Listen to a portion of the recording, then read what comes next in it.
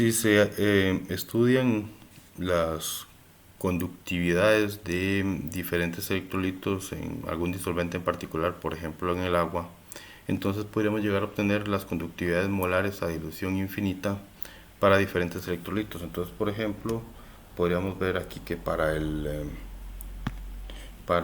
a poner aquí diferentes electrolitos, y vamos a poner aquí también, vamos a tabular diferentes conductividades molares a dilución infinita en, bueno, ¿en qué unidades?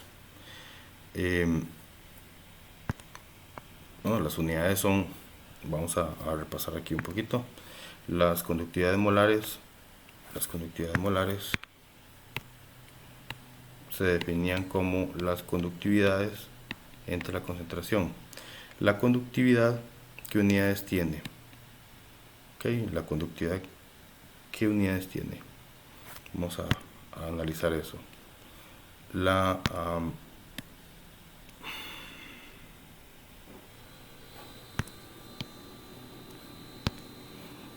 es conductividad entre concentración, y la conductividad tiene unidades de repasemos de nuevo aquí con la conductancia. La conductancia es igual a la conductividad por el área transversal de los electrodos entre la separación. Entonces, esto está en Siemens, y A entre L me va a dar unidades de longitud, por ejemplo metro. Ok, entonces quiere decir que la conductividad tiene que ser Siemens entre metro. Entonces la conductividad tiene unidades de Siemens por metro a la menos 1, y la concentración tiene unidades de mol por litro, o un mol entre alguna unidad de volumen, por ejemplo metro cúbico, mol por metro a la menos 3. Entonces cuando yo hago el cociente de conductividad entre concentración, me va a quedar que vamos a llevarnos esto para borrar la pizarra.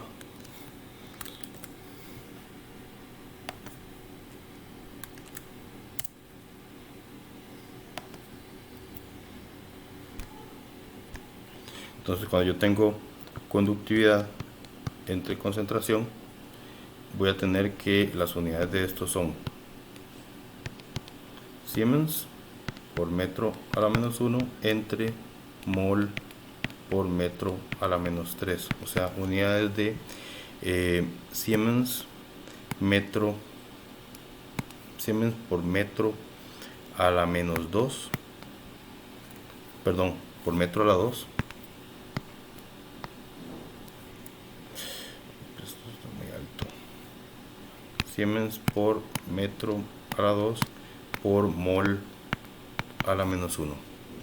Y bueno, y todos los múltiplos que puedan haber de estas unidades. Por ejemplo, podríamos hablar de milisiemens, o podríamos hablar de siemens por centímetro, etcétera, por centímetro al cuadrado. Bien, estas son las unidades de la conductividad molar.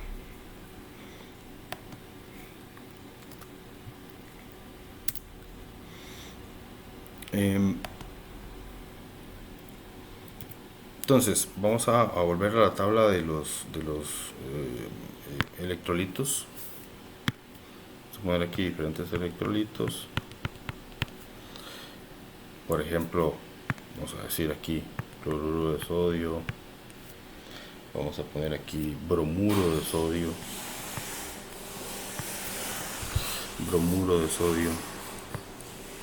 Vamos a poner el KCl, el KBr,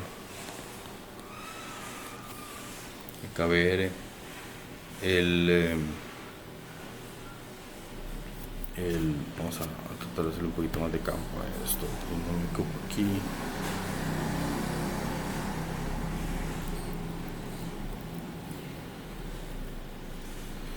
Okay. Vamos a poner también el sulfato de sodio, Na2SO4, y vamos a poner el sulfato de potasio.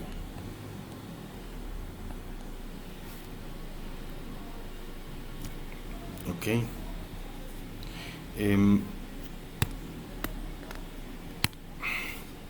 Y vamos a poner aquí los valores de las conductividades molares de esos diferentes electrolitos en estas unidades. Vamos a ponerlas en milisiemens por metro al cuadrado por mol a la menos 1.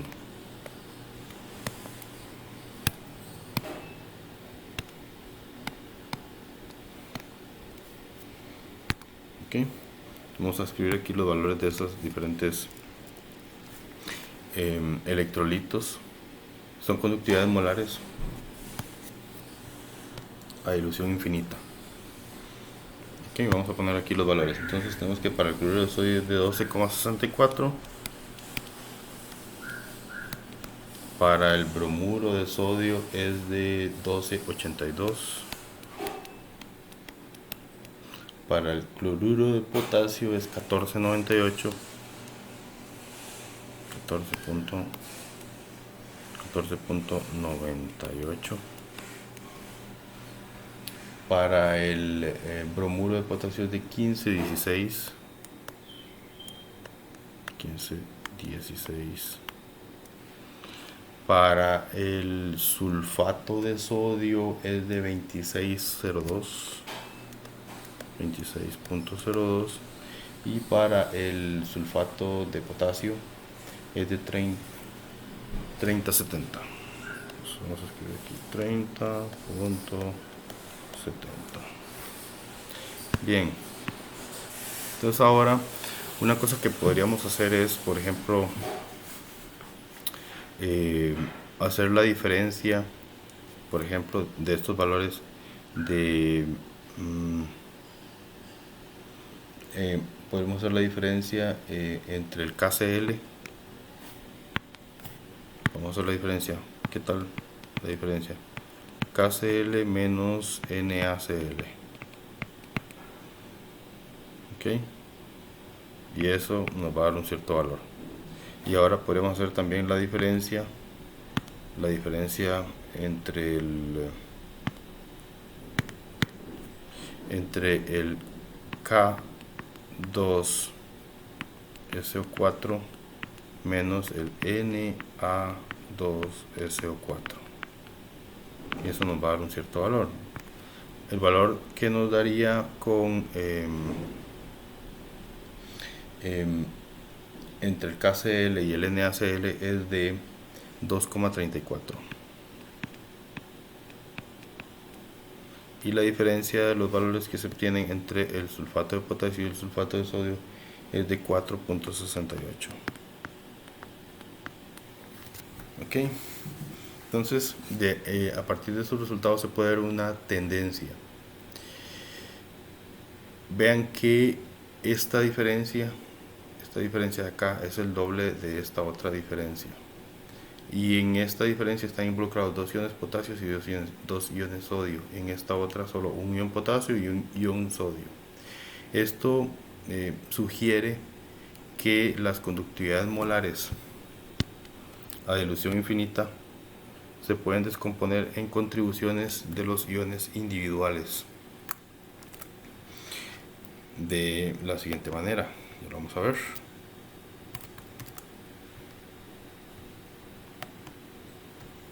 De esta manera: una conductividad molar a dilución infinita, lambda sub m0, para un cierto electrolito que podríamos llamar como, no sé, por ejemplo, catión anión, no sé, un compuesto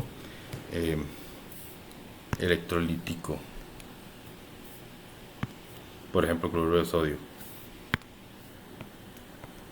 La podríamos descomponer en la conductividad molar a dilución infinita, que ahora representamos con la letra lambda también, pero minúscula, del catión, más la conductividad molar a dilución infinita del anión. Ok, y si por ejemplo este catión tiene, por ejemplo el catión tiene X, oh Dios, el catión digamos que tiene, digamos que no, la estequiometría del compuesto es que hay por cada unidad fórmula del compuesto X, Cs y Y, As. Entonces aquí tendremos que esto lo tenemos que multiplicar por X y esto por Y. Por ejemplo, esto es lo que sugiere el resultado que estuvimos analizando anteriormente, y esto se conoce como la ley de migración independiente de iones.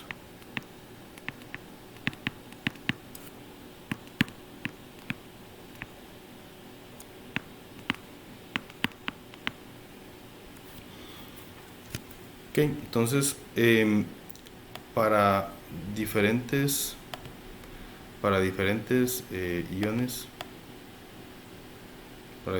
iones se han determinado cuáles son las dos contribuciones que sumadas me producen la conductividad molar a dilución infinita de un cierto electrolito, y entonces podemos generar tablas como la que como esta que podemos representar a continuación.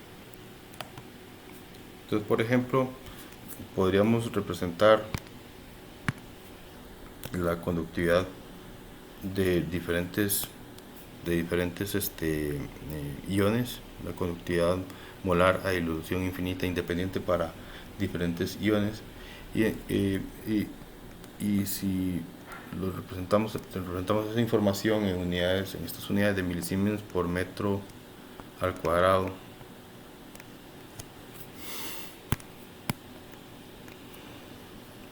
por mol a la menos 1 para diferentes iones. Vamos a poner aquí diferentes iones. ¿Y cuáles iones vamos a poner aquí? Por ejemplo, vamos a comparar el sodio con el potasio. Y vamos a comparar tal vez el cloruro con el bromuro.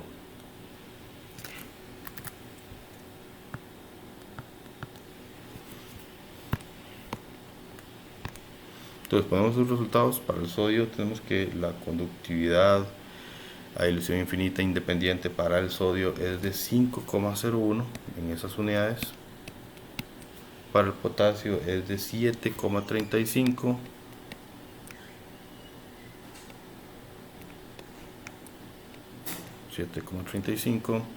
Para el cloruro es de 7,63. Para el bromuro es de 7,81.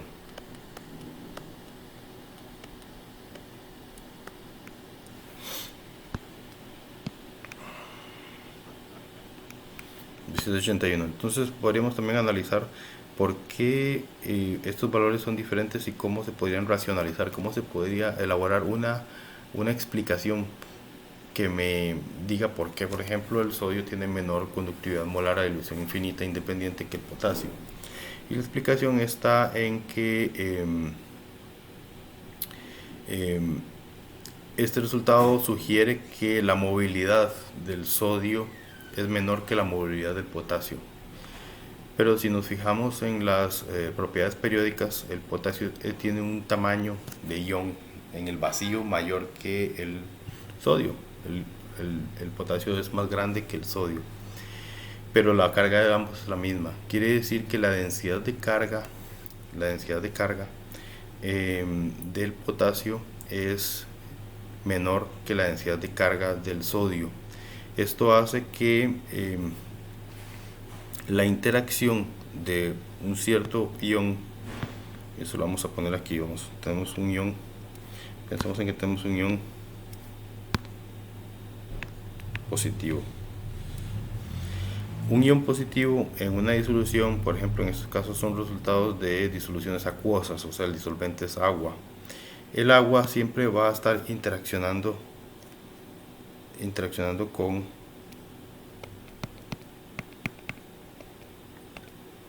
el catión, en este caso de esta manera. Entonces tenemos un montón de aguas que están pegadas, son aguas de solvatación que están interactuando cohesivamente con el catión en este caso. Y esto hace que esas aguas estén prácticamente unidas al ion. ¿Qué sucede? Bueno, al tener un ion, digamos, al ser un ion más pequeño, la densidad de carga es mayor y eso hace que la interacción electrostática de ese ion con las aguas de solvatación sea mayor. Entonces tenemos que los iones más pequeños, que tienen mayor densidad de carga, tienen una esfera de solvatación mayor que los iones más grandes, porque esa carga está diluida, por decirlo así, en un tamaño mayor. Entonces esto hace que, por ejemplo, un ion acuoso, un ion, digamos que en el vacío es más grande, cuando ese ion se mete en el medio acuoso, en realidad con todas las aguas de solvatación es más grande, y esto hace que su movilidad sea menor, debido a que es una pelota más grande que se tiene que mover. Entonces, al ser el sodio más pequeño que el potasio, tenemos que tiene una densidad de carga mayor, por lo tanto cuando se solvata tiene una cantidad de aguas de solvatación, una esfera de solvatación más grande que la del potasio, y esto hace que la movilidad del sodio sea menor que la del potasio. Y la misma explicación se puede elaborar para las diferencias entre el cloruro y el bromuro. Tenemos aquí que el bromuro, al ser más grande, tiene una movilidad mayor que el cloruro, y la explicación es la misma, es por la solvatación de los iones. En este caso, obviamente, las interacciones no serían a través de los oxígenos, por ejemplo, como es la interacción de un catión con las aguas de solvatación, sino más bien pensaríamos que es por la parte positiva de las moléculas de agua. Bien, ahora surge una pregunta interesante, porque vemos que el tamaño afecta la movilidad de los iones. Sin embargo, aquí tenemos que analizar cuál es la situación de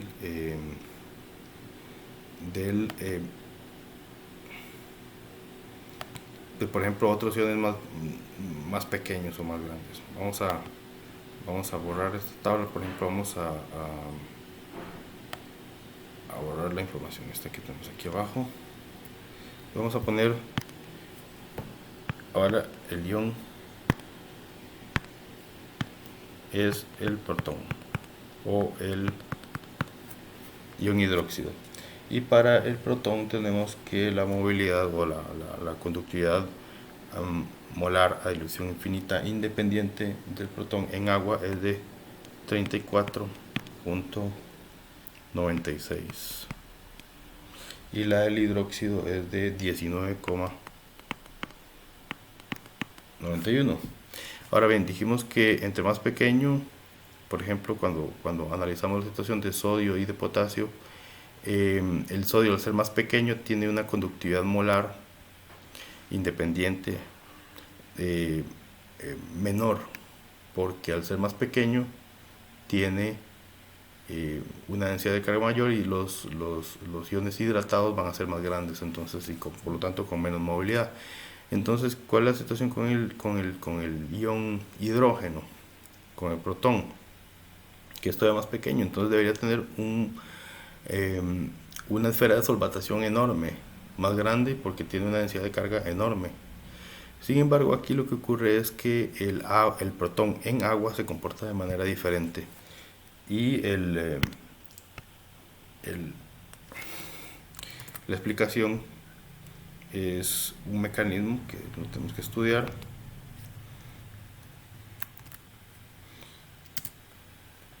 Y este mecanismo se conoce como el mecanismo de Grotthuss. escribirlo aquí. Mecanismo de Grotius. Mecanismo de Grotius. Vamos con una S nada más. Ok, mecanismo de Grotius. El mecanismo de Grotius se puede explicar o se puede elaborar de la siguiente manera. Digamos que aquí tenemos un protón. Ok, y este protón está interactuando con moléculas de agua. Entonces, por ejemplo, aquí tenemos que ese protón está unido a esa molécula de agua, entonces forma el ion hidronio, ¿verdad? Pero esta molécula de agua o ese ion hidronio está a su vez interactuando con moléculas de agua vecinas. Por ejemplo, aquí podemos dibujar otra molécula de agua. Y aquí podemos dibujar otra molécula de agua. Ok, aquí hay interacciones de las que conocemos como enlaces de hidrógeno o puentes de hidrógeno. ¿Y qué puede suceder? Bueno, que en un cierto momento este enlace ya no sea un puente de hidrógeno, sino que sea un enlace formal, y que el puente de hidrógeno ahora sea, por ejemplo, este de acá. Y que este sea un enlace formal, y que ahora esto es un puente de hidrógeno, por ejemplo. Ahora que este sea un enlace covalente también, y que este sea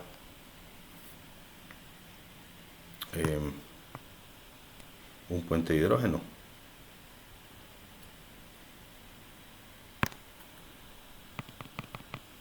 Bien, como este de aquí ya no es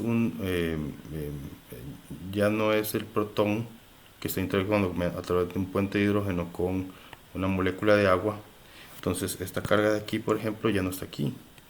Ahora el puente de hidrógeno del protón con una molécula de agua está en este lado. Ok, entonces vean la situación. Lo teníamos de este lado primero.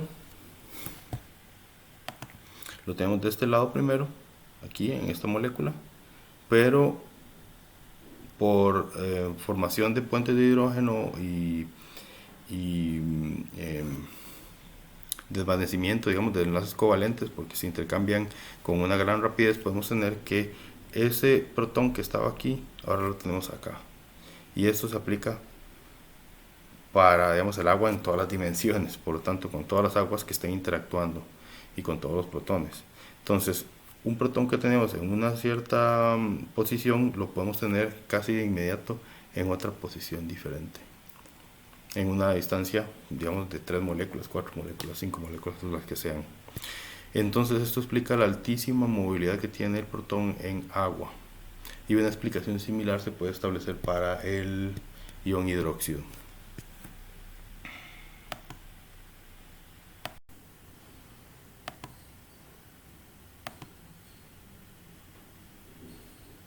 Ahora bien, una cosa que puede suceder con electrolitos fuertes es lo que se conoce como el fenómeno de formación de pares iónicos. Formación de pares iónicos. Entonces, ¿qué es un par iónico? Normalmente tenemos que un electrolito, por ejemplo, digamos Ca, o sea, cation anión, cuando se pone en un disolvente, en algún buen disolvente de ese compuesto, pues se va a disociar entonces en cargas positivas, los cationes, y en cargas negativas, que son los aniones. Sin embargo, podría formarse una tercera especie, que es una especie de asociación entre el catión y el anión, que se conoce como el par iónico. En este caso, diríamos que tenemos un catión que de alguna manera está ligado al anión, o sea, que forman un complejo de asociación entre el catión y el anión, que está en disolución, pero que no tiene carga eléctrica, porque la carga eléctrica se anularía. En el caso, digamos, de que tengamos un electrolito 1,1, digamos, si tuviéramos un electrolito diferente, podríamos pensar que también se pueden formar pares iónicos con alguna carga. Por ejemplo, en el sulfato de potasio podríamos pensar en un par iónico entre un sulfato y un sodio, por ejemplo, no de un potasio, que tendría carga eléctrica. Pero en el caso, digamos, de un electrolito como este, se podría formar una especie que no tiene carga y está formado por un proceso de asociación química entre el catión y el anión. Cuando esto ocurre, la conductividad molar no puede ser descrita por la ecuación de Colbrooch, y para eso se ocupa un modelo un poco más complejo. Y ese modelo es el que se conoce como el modelo químico de baja concentración, que lo vamos a describir.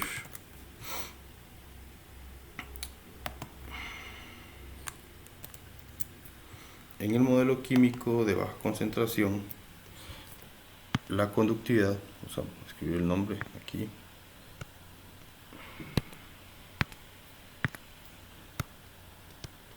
modelo químico de baja concentración, o también conocido como el modelo de Onsager-Fuos.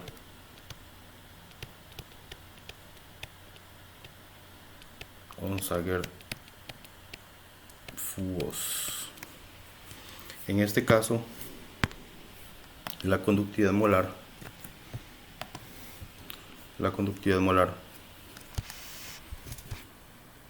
lambda va a ser igual a un parámetro alfa que es el grado de disociación del electrolito. Recordemos que si se forman pares iónicos, entonces el grado de disociación no es el 100%, multiplicado por la conductividad molar a dilución infinita menos un parámetro S, que es análogo a la constante de Colbrooch, multiplicado por alfa por la concentración a la 1 medios